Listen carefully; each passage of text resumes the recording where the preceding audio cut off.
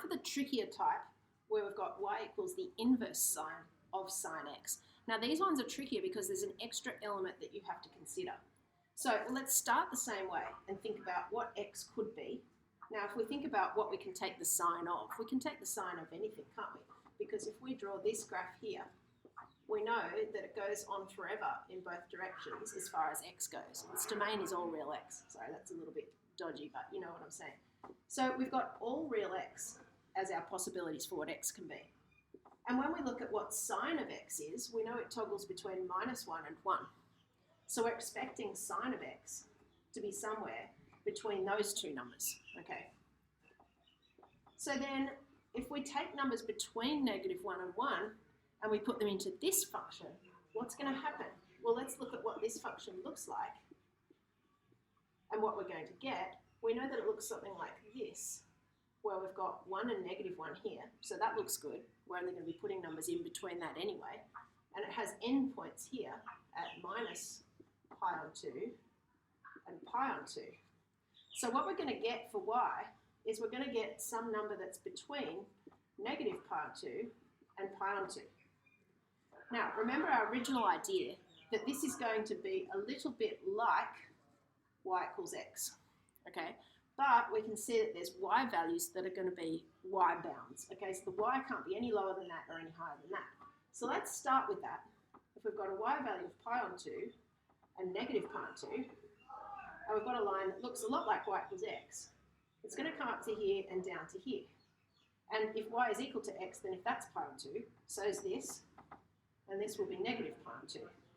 Now, it's really tempting to stop there. Remember, that's what the graph looked like when we had y equals the sine of inverse sine x. It was what we've drawn here. But this one is a little different. Now, why is it different?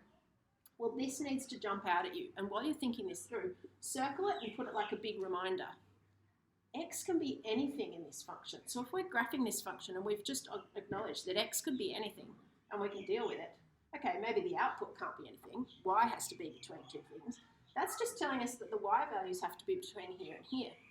But if x is allowed to be anything, then surely there's some graph out this way and there's some graph out this way. What's it going to look like? Now, to think this through, you've just first decided that there is graph out there. That's a great starting point. The second thing that would be handy would be to note that both of these curves are actually odd functions, aren't they? Okay, they're both odd. Now, what does that mean? Well, it means that this function is going to be odd as well. So far it looks like an odd function, but that's quite handy because we can reason that whatever happens out here, we can expect the same around there. It's going to have that rotational symmetry around the origin. So if we can just work out what's happening over here, we can replicate it over there. Now, the other thing we know about this is that sine x has got a period of 2 pi, or 180 degrees. That means, 360 degrees, I should say. It's a long day. So that means that every 360 degrees, this thing is going to repeat. Now, so far, we've only drawn from 90 degrees to -90. So we've only covered half of its period. So we can tell that after it does that again, when it gets over to here at 3 pi on 2, it's obviously going to start again, isn't it? Because if it's got a period of 2 pi, or 360 degrees, every 360 is going to start again. So that helps me reason that it must do this again over here, okay? Now, to figure out what goes on in between these 2 points, it'd be handy to actually just use our calculator and sub in some values of x to see what y equals, because that's really going to be a nice easy hack to see what happens. It's clearly going to be something reminiscent of this sort of shape, and it looks like it's going to go from here to here. So my basic guess is that it's going to come down like that. So to check that, you could be in radians mode and put in pi, or if you're in degrees mode, you could put in 180 degrees and see what you're going to get there. And you can figure out in here quite quickly and easily that it's going to come down there like that. Now, it's an unusual graph. It's strange. We know that it's actually an odd function. So whatever's happening out here is going to be replicated out this side. And we knew that our y values have to remain in between these two values, and sure enough they are, and we end up with this sort of sawtooth function that looks like this. Okay, same strategy with this one. let's consider what could x be. Well, we can take the cos of anything. So x can be anything that we like. That reminds us that we're going to need to fill in a full domain, if you like. It's going to continue in both directions. But the cos of x can only be between -1 and 1.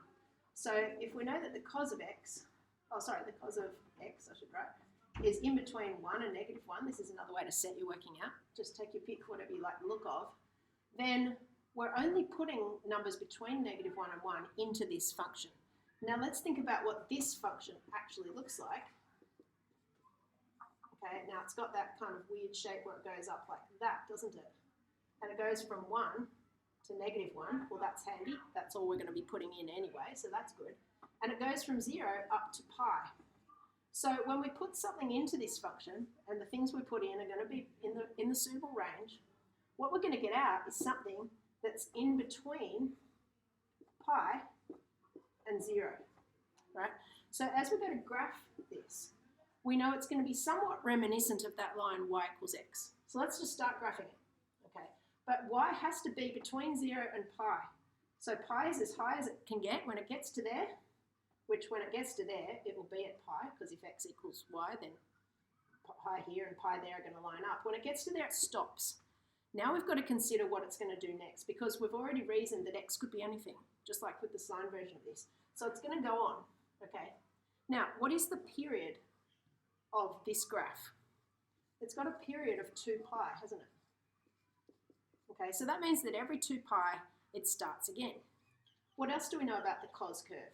If we just draw it, it goes like this, right? And it's actually an even function. That means that it's got line symmetry around the y-axis. So if I fold it here, it folds on top of itself. Sorry, that's a really dodgy line, but you get what I'm saying.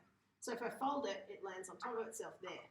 So if this thing's got even symmetry, then so will this. And that means that I can draw this coming back up the other side. Well, that's quite dodgy. And it's going to land there at -pi.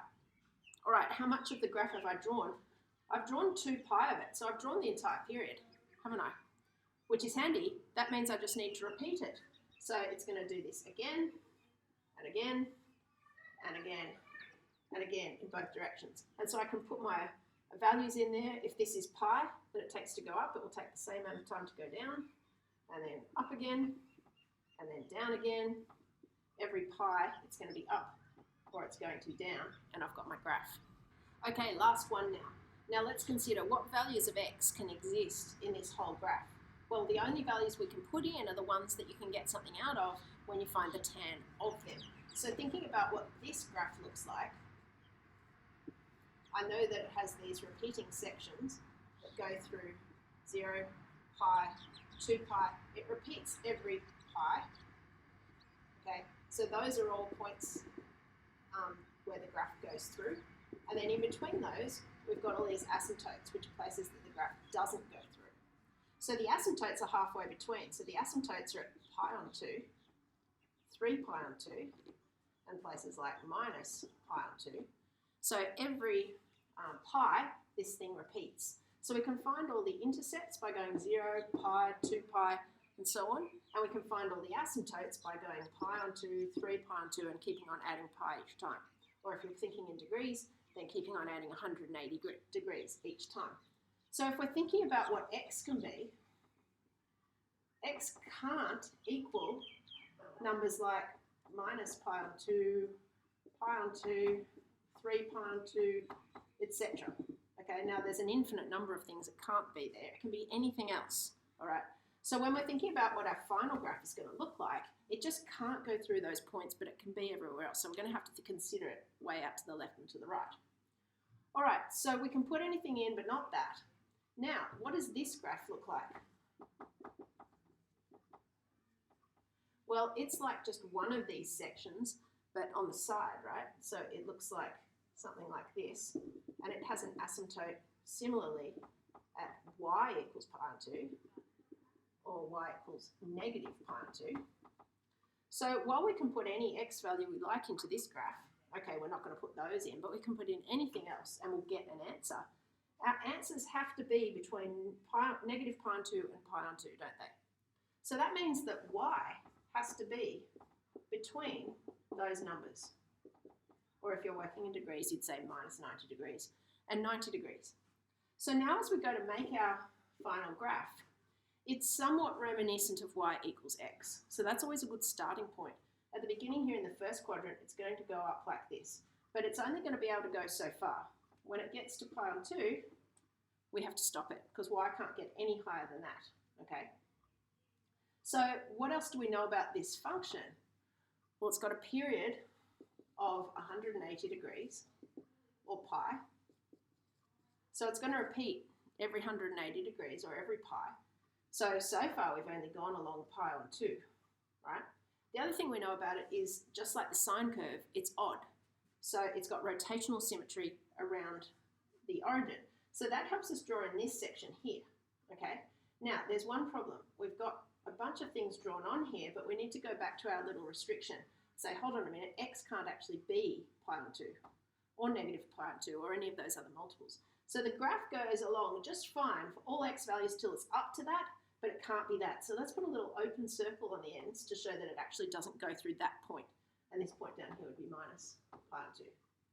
All right, now we've acknowledged that x can't be these things, but it can be anything else. So the graph needs to go on in both directions. So how do we make it go on? Consider the period. How much of it have we just drawn? Well, we've drawn the full period of it. We've got pi. We've got minus 90 and plus 90. That makes 180 degrees, which is all of its period. So that tells us we just need to repeat it again. So when it gets here, it's going to actually start again and do the same thing over here. And going to go up like that. And it's going to keep on doing that as it goes along. And we can continue it as long as we want to. And we can label these points if we like. We can also just see where they line up. And it's going to line up with pi on 2, 3 pi on 2, 5 pi on 2, etc.